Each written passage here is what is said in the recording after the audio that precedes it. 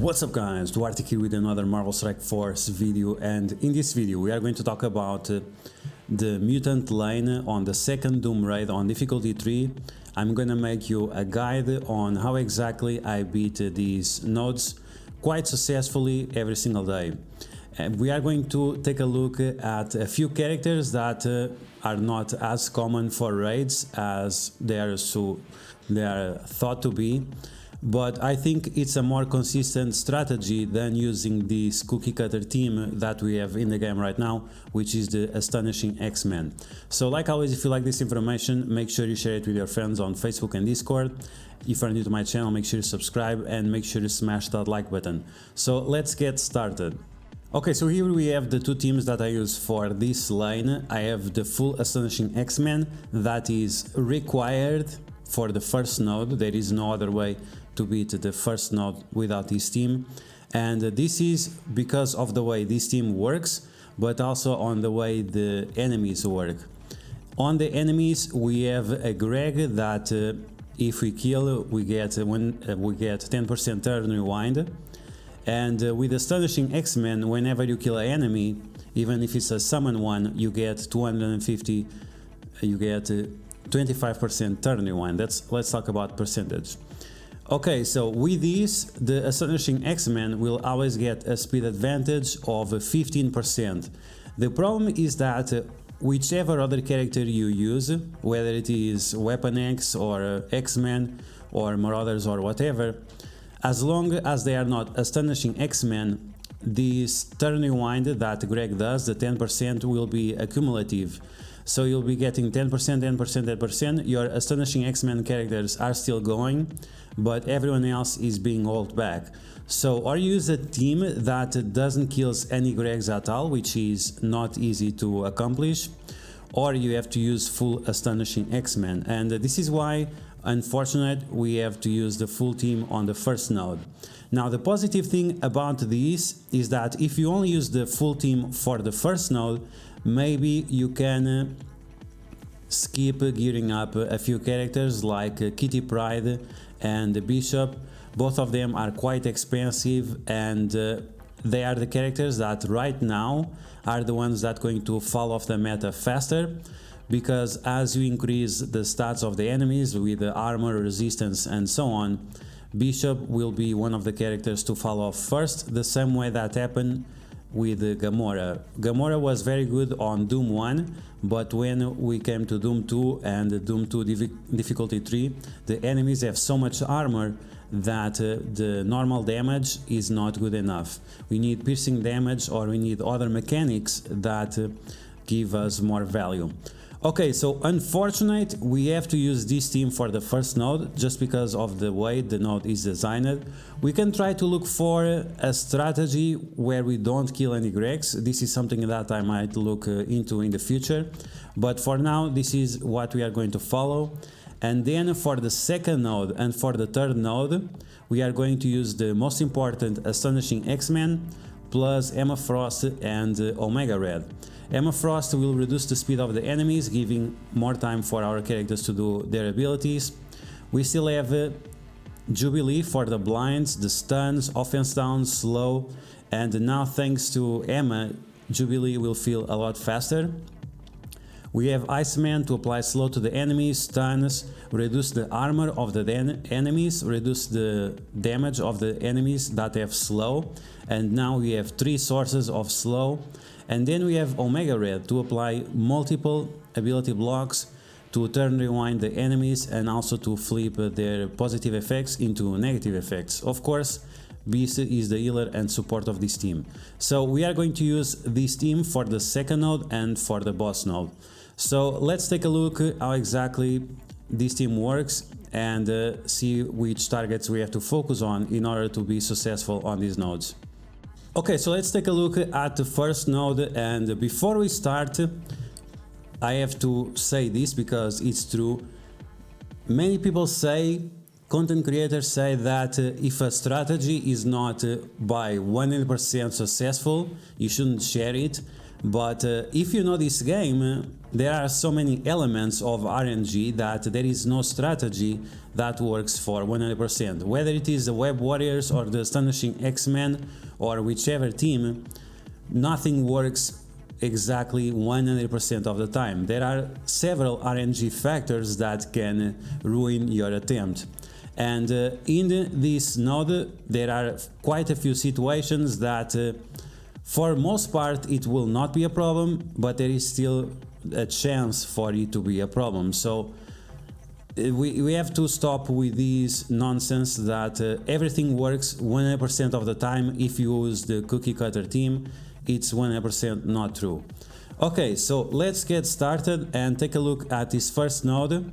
We are using full Astonishing X-Men team, and because this team works on killing enemies and also getting the assists, it's very inconsistent. So now we are attacking with Beast, and we have the assist from Iceman. That will allow us to lower the damage from Bishop, but sometimes the slow can be resisted, or you can have the assist from Kitty Pryde, and then you have a completely different experience.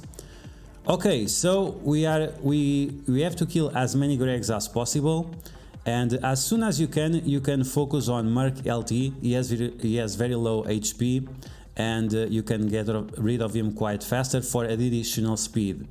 Now, I got the assist there from Jubilee. You want to blind as fast as possible the enemy Jubilee, so whenever Bishop uses his special, which is unavoidable when Jubilee is present, at least the assist from Jubilee will not give you any damage, because yes, that special from Beast, that special from Bishop can kill you.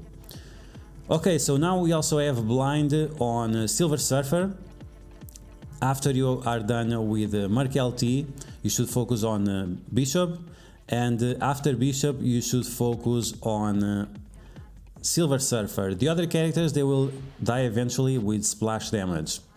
Okay, so now the Squirrel Girl is also gone. Try to apply stun to Iceman, and now happens something that we want. We want to get the assist or the basic from Beast and flip one of the defense ups into defense downs, and hopefully we can spread them with the special of Jubilee to the other enemies, so we have an easier time getting rid of Silver Surfer, which is quite an annoying character. He has very high resistance, and it's very hard to deal with him. Okay, so we were able to apply defense down to him. We were able to get rid of Phyla-Vell. We used both strategies. We were able to flip the defense up into defense down, and we were also able to spread the defense down to the other characters. Now we got rid of Silver Surfer. Jubilee, as long as she is blinded, it's not a problem, but when the second Bishop comes around, remember that he will have all the benefits that the other Bishop had. So make sure you get rid of Jubilee as fast as possible, and make sure that you blind Bishop so he doesn't annoy you with at least his ultimate on the first turn. Okay, so here, because we are not going to use Kitty Pryde and Bishop on the next turn, you can spam their abilities, and it's fine, you don't have to worry too much about the cooldowns. You should try to keep Hela alive as long as possible, but it's not a huge problem. So here I tried to stun. I didn't notice he didn't have slow. You want to do that, apply the slow first and then you stun. Finally he has the slow, and now we have enough turn meter to finish off these characters. You should keep Hela around, so in case you had to use emergency stun from Jubilee with her ultimate, you can still kill the Gregs a few times, so you can get at least 2 energy on Jubilee, because after, with the energy from Beast with his ultimate, and with Jubilee having her turn, you'll be able to recover that energy. Okay, so as you saw, we got rid of Silver Surfer. Bishop is only a problem if Jubilee is around. Just make sure that he is with slow and with offense down, and you'll be fine. And we finished the node with 1 minute left to spare, which was a very good attempt. Okay, so now we are going to take a look at the second node, and like I mentioned before, we are going to use Beast, Jubilee, Iceman, Omega Red and Emma Frost. The position of the team is not super important, but you want to make sure that Beast is the least exposed to damage, and maybe also Omega Red. So I try to keep both of them in the corners to make sure that they don't get too much attention from the enemies. So let's get started and take a look at the second node. This is going to be one shot. I tried a few strategies to see which was the better one, and so far this one has been the best that I have experienced. I will keep trying to see if I can find something more interesting. So we are going to apply slow to everyone. This reduces their damage and also their armor. Apply ability block to Emma Frost and stun long shot. This will prevent Emma Frost from clearing the negative effects from the enemy team, and stunning long shot prevents the X Factor allies from getting more turn bar, which is great. If you can, apply blind as often as possible to the other X Factor characters so they don't get too much barrier, because the more barrier they get, the more damage you have to deal, and that will consume more time. Okay, so we have Miss Marvel doing the energy thing, and here I have tried the different things. I have tried to ability block Hulk, which is a fine strategy. You can also apply ability block once again to Emma Frost, and it depends on how much damage you do to Hulk, because if you get him under 50% HP, you will have a little bit different experience. So if your Omega Red is too big, you might do something different. Okay, so after you want to focus on Emma Frost, make sure she's gone. We apply the stun on Shatterstar, so it doesn't give more barrier to the team. We apply blind to long shot, and we try as fast as possible to get rid of him, so none of them get a turn meter. You can still prevent this with a blind. The ultimate from Polaris is not, you are not able to blind her, but all the other abilities you'll be able to. Okay, so long shot is gone. Now we focus on Shatterstar. Like I said, we don't want the X Factor characters to get more barrier. Now we have multiple men. You have to pay attention because you want to attack multiple men, but you don't want to attack it to a point that after you just have way too many characters on the field and you cannot deal with it. Okay, so the second stun of Iceman, we apply it to Hulk. You want to pay attention to Hulk, make sure it doesn't do anything funny. Here I kind of wasted this stun. He already had the ability block, Black Bolt, and that's enough to stop him from killing someone on your team. After you ability block or stun Black Bolt, you should finish off the Hulk before he does anything funny, and then you want to stun the multiple men so we stop doing the clones. After you kill like 5 or 6 clones, you don't need more of them. And especially this ability that gives them death proof and taunt, it makes you waste a lot of time, so make sure that you stun him before he does this ability.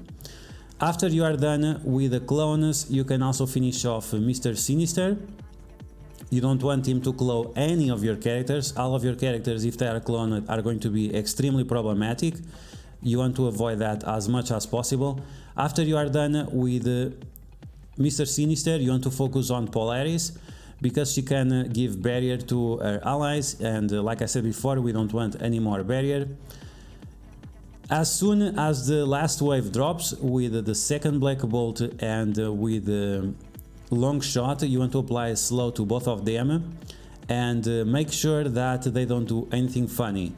Black Bolt is extremely important that to apply slow and offense down to him, because his special ability can destroy one of your characters because you don't have defense up consistently. Okay, so we finally stun multiple men. Now we are going to try to finish off him as fast as possible. Sometimes I press the auto, sometimes I remove the auto. You have to be careful with the autos here, because you are using characters that all of them have very important cooldowns, and sometimes if they do the cooldowns on the wrong character, that's going to be a huge waste. So at this point we can do the basic. Most of them have offense down, slow and whatever, so even if they do the special to us, we'll be fine. Even that is something we want to avoid as much as possible. So we are down to the last black bolt and we are done here. As soon as you get your Omega Red to 7 yellows, this is going to be extremely easy, but even at 6 yellows you can do it just fine. Okay, so now you're going to take a look at the boss node, and some people, even including myself, in the past have done Astonishing X-Men. Instead of Kitty Pryde we use Omega Red, and it's possible to do a nice dent or even one shot the boss node, but it's extremely inconsistent, and this is why I prefer to use Emma Frost instead of Bishop. We have more speed, we have more control over the enemies, and that becomes a lot more convenient. We are going to take a look at this clip, which in my opinion is the worst case scenario, and it is when Beast gets ability blocked on turn 1 by Baron Zemo. So let's take a look at that and see what tricks and alternative options we have in order to keep the enemies under control. There are quite a few situations that you can take advantage of based on the enemies. Okay, so because you got the ability block, we are going to do the basic on Jubilee.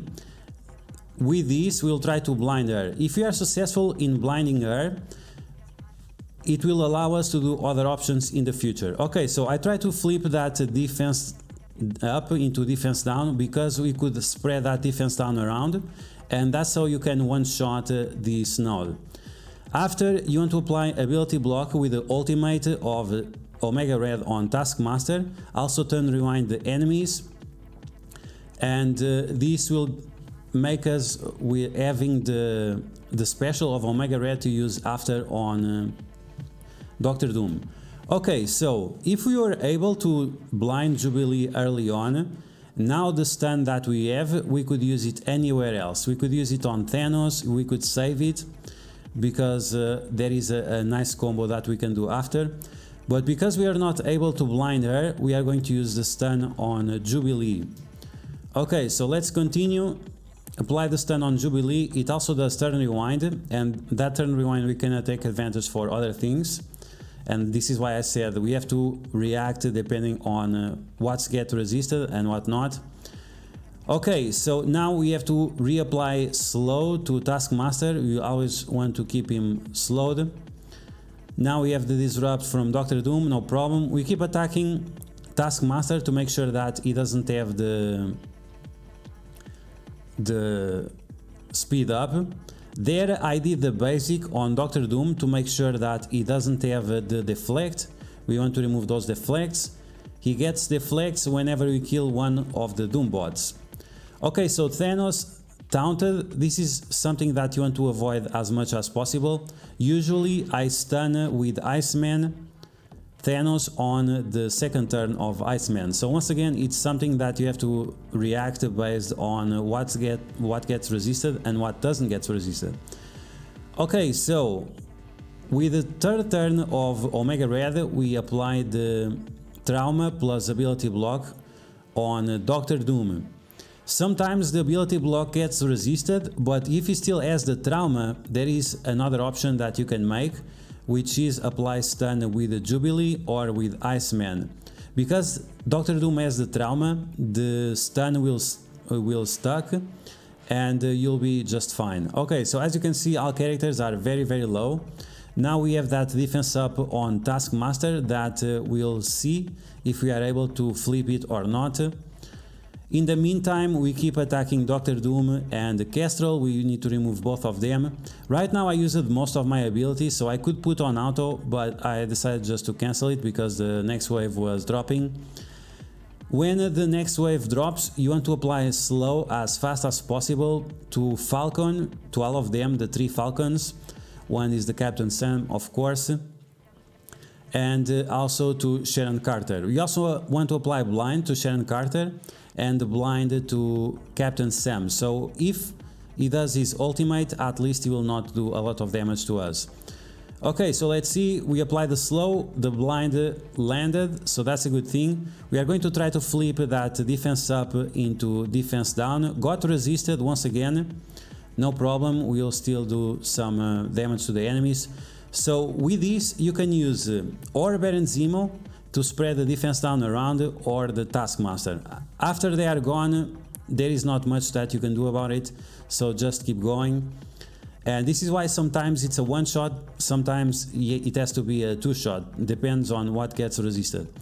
Okay, so after the Falcons do their ultimates, you want to slow them as fast as possible, because you don't want them to give any turn meter to the enemies. We go balls deep on Captain Sam, make sure he doesn't do anything funny. We stun him, we ability block him, we do whatever is necessary in order to stop him. Ultimate of Omega Red, that also helps, and at this point I decided to put on auto because we don't have many enemies left and we used most of our useful abilities, so we are just going to see how far we can get. Even that we didn't have the best run, we got that early ability block and all the defense downs got resisted. Okay, so we have the second Baron Zemo. This one we can also try to flip the defense up and apply defense down to the enemies, but as you guys saw, even with most of our characters as skirmishers, we are still not able to do that. That stun on Baron Zemo was unnecessary, but there was nothing we can do, it's on auto. And we are just going to do as much damage as possible and then finish up the node. So yeah, even when many of the things go wrong, this team has a lot more consistency than the typical full Astonishing X-Men team or Astonishing X-Men plus Omega Red. It's just not enough, and Bishop is not providing anything apart from dealing a little bit of damage and getting some damage on his face every now and then. So now we are going to finish off the node.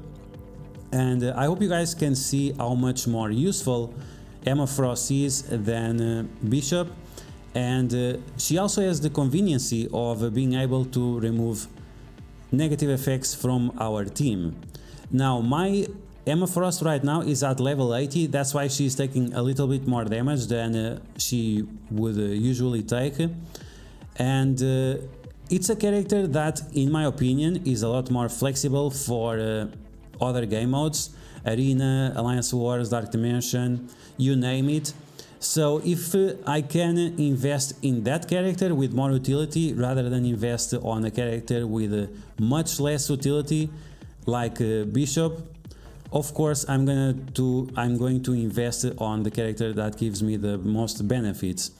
Okay, so we are finishing off this node. You can easily ability block Mary Hill, or you can let her to do a special, so after you have the minions to take turn meter for your advantage. And then you have the second Thanos. This second Thanos doesn't have any special ISO 8 attack, so you don't have to worry much about him, just make sure that he doesn't stun and that he's not in your way. So yeah guys, this is my updated guide for the second Doom raid on difficulty 3 on the Mutant lane, where I'm trying to invest only on characters that have a lot of benefits on other game modes and get the most out of the characters that I have to invest anyway, like Omega Red. We have to take him for sure for Dark Dimension 5 and Jubilee as well, so I'm gonna try to focus as much as possible on these characters that I definitely have to use. So I hope you guys enjoyed this video. If you did, like always, make sure you smash that like button, and if you found the information helpful, make sure you share it with your friends on Facebook and Discord. Like I said before, in my opinion, this team is a lot more consistent. You will save energy, and most importantly, you are going to save a ton of healing packs. If you're new to my channel, make sure you subscribe for more Marvel Strike Force content, and I will catch you guys later.